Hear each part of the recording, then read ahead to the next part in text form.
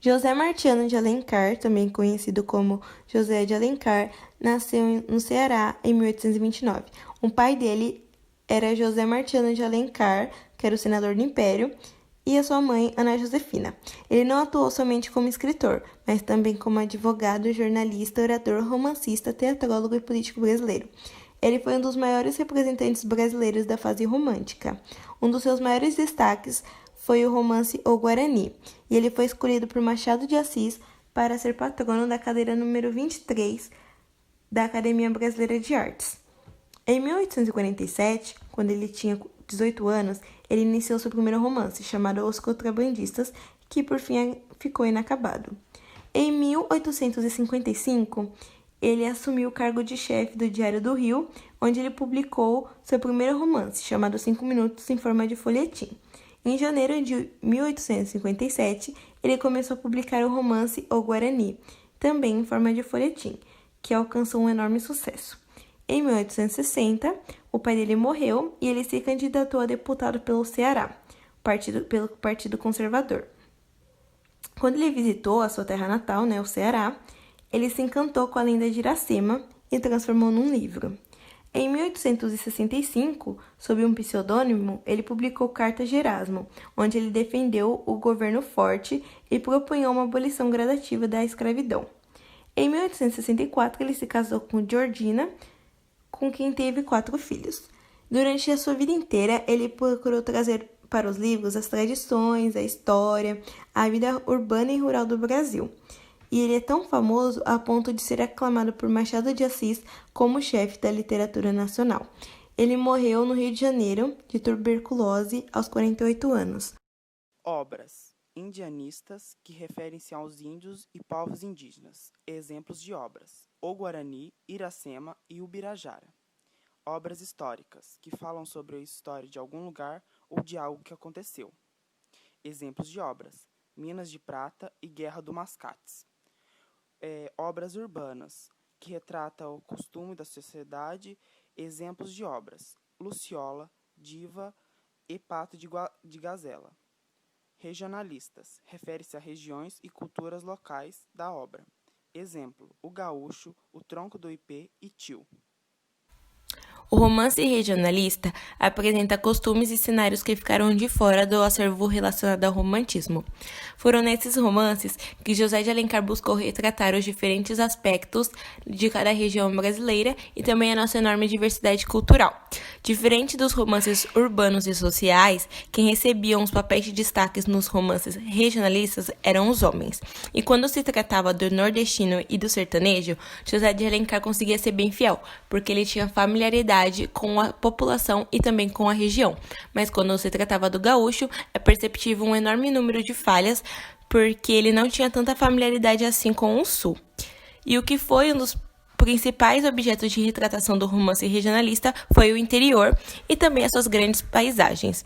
E foi assim que a imagem da pátria brasileira acabou sendo redesenhada pela literatura a partir de diferentes romancistas que representaram essa vertente. Aspectos. Na obra que tem vários aspectos como social, que mostra a diferença de classes como escravos, capangas, ricos e de vários outros. Também demonstra aspectos comportamentais, como os dos namoros que tinham na época, a educação e como lidavam com os segredos familiares. Também tem aspectos culturais, como o costume, a região da época, os trajes e modos de vida, um pouco diferente dos dias atuais. Os aspectos linguísticos mostram um vocabulário regional e falas bem caipiras, e falas dos escravos. Movimento literário. Se opõe ao racionalismo e o neoclassicismo, liberdade de criação, idealização da mulher, evasão no tempo e no espaço, sentimentalismo, supervalorização do amor e dividido em 3 gerações. Estrutura da obra.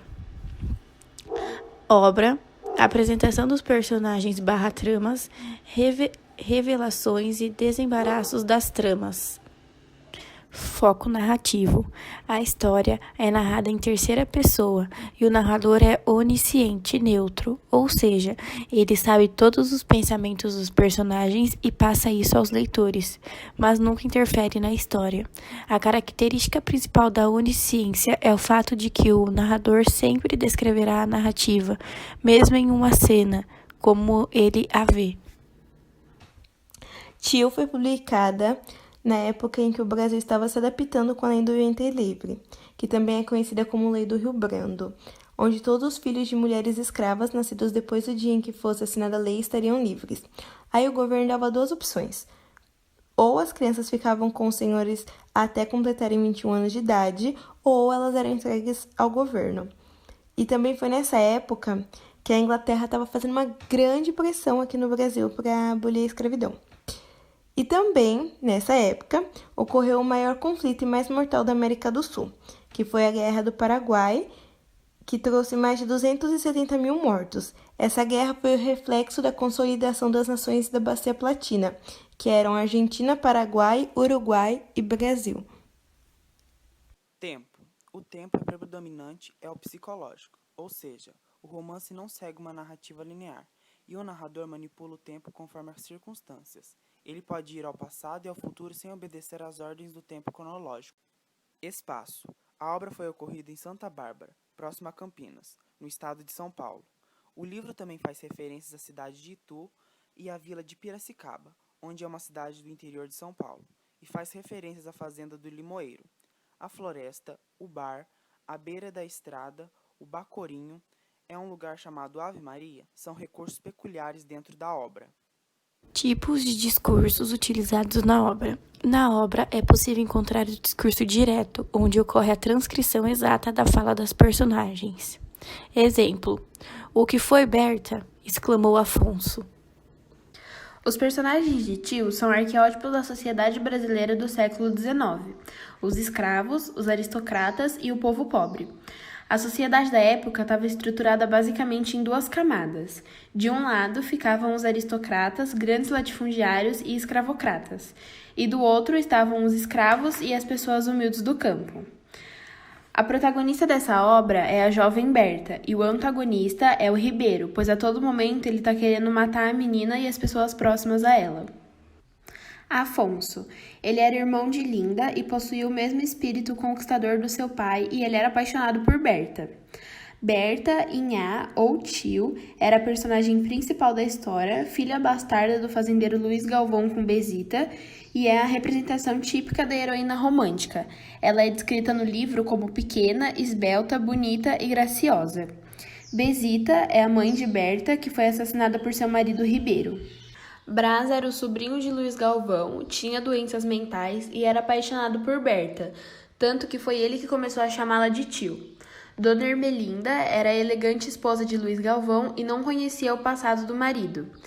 Inhatudinha era viúva, mãe de Miguel e mãe adotiva de Berta. Linda foi educada aos modos da corte, filha de Luiz Galvão com Dona Ermelinda, amiga de Berta, e era apaixonada por Miguel. Luiz Galvão era o pai de Linda, dono da fazenda das Palmas, sempre protegido por seu capanga João Fera. Miguel era filho da Inhatudinha, inicialmente apaixonado por Berta, sua irmã de criação. Por ser pobre, ele procurou estudar para um dia se casar com Linda, sua amada. Ribeiro, ou Barroso, era o marido de Bezita. Ele matou a sua esposa por ciúmes depois de voltar de uma viagem de anos e descobrir que ela teve uma filha com outro. Ele prometeu se vingar de Berta e João Fera.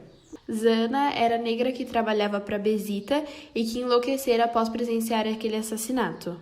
João Fera, por ser o capanga dos homens ricos da região, era muito temido entre todos. Sem conseguir salvar Bezita por quem era apaixonado, ele passa a proteger Berta. A história se passa na região de Campinas, interior paulista, e tem como personagem principal Berta. A protagonista foi criada com Inhatudinha e com seu filho Miguel, após Ribeiro matar sua mãe Bezita por descobrir que ela tivera uma filha com Luiz Galvão. Feito isso, Ribeiro passa anos em Portugal e volta com um nome falso de Barroso, para se vingar de Luiz Galvão, dono da Fazenda das Palmas. Para isso, Barroso contrata um matador de aluguel, mas o que ele não sabia era que o contratado era João Fera, que zelava pela vida de Berta após a trágica morte de sua mãe. João Fera acaba se recusando a matar Luiz Galvão, e Barroso tenta fazer isso sozinho, provocando um incêndio no canavial da fazenda. O plano é frustrado quando João Fera salva Luiz Galvão das agressões de Gonçalo, capanga de Barroso, matando quem o agride. Nisso tudo, Barroso consegue fugir e João Fera se entrega e é preso. Com a prisão de João Fera, Ribeiro tenta matar a Berta, mas quando seu plano estava prestes a ser feito, Bugre foge da cadeia e salva a Berta, matando Ribeiro. Bugre também é mais conhecido como João Fera. Brás, sobrinho de Luiz, leva a Berta para ver a cena, e a mesma sai horrorizada do local, a partir de então desprezando João Fera por tamanha violência, e o mesmo se entrega novamente para a polícia. A relação de Brás com Berta foi o que deu o nome para a obra. Pois como o jovem tinha problemas mentais, Berta resolveu ajudá-lo, ensinando o abecedário e as rezas. Com sua dificuldade para aprender, Brás só memorizava o acento tio, que o encantava. Berta, então, se nomeou como tio e passou a ensinar Brás relacionando cada coisa com o nome de pessoas que ele conhecia.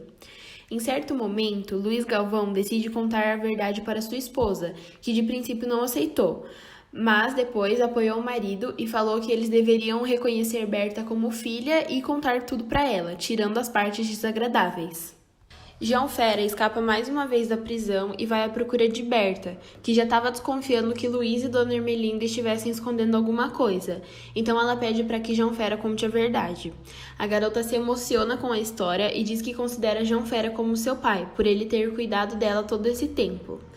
Berta recusa seu lugar na família de Luiz Galvão e pede ao pai para que seu lugar possa ser ocupado por Miguel como seu futuro genro. Assim, a família se muda para São Paulo e na fazenda fica apenas Berta, Brás e João Fera. Quando a gente monta uma relação dos temas abordados na obra com os dias atuais, a gente tem 4 principais pontos, que é a escravidão, a vida na zona rural, a cultura e o machismo. Vamos começar pelo machismo. Bom, a gente pode perceber que no livro o machismo é algo muito comum naquela sociedade. E hoje o machismo ainda é comum, mas de lá pra cá a gente sabe que diminuiu um pouco. Mas, por exemplo, quando uma mulher e um homem exercem a mesma função dentro de uma empresa, em diversas vezes o homem recebe mais que a mulher, mesmo eles fazendo as mesmas coisas, as mesmas tarefas e exercendo o mesmo cargo. Na cultura, por exemplo, a gente percebe a mudança das roupas, a mudança do vocabulário, porém existem alguns lugares que isso ainda prevaleceu, assim, sabe? Alguns traços ainda prevalecem. Quando a gente fala da vida na zona rural, hoje em dia ainda existem muitas pessoas que moram na zona rural, mas elas têm acesso à internet, tratamento de água, esgoto, entre outras coisas, e recebem mais informações do que as pessoas daquela época. E quando a gente entra na escravidão, a gente sabe que a escravidão daquela época era algo muito mais violento e tudo mais. E a escravidão que existe hoje, ela ocorre principalmente com os imigrantes, os latinos, os haitianos, que vêm para o Brasil em busca de uma vida melhor e acabam sendo contratados por indústrias e empresas para trabalhar, recebendo um salário muito, muito baixo. E muitas vezes eles dividem apartamento com mais de 10 pessoas para ganhar, 10 centavos por cada peça que eles produzem.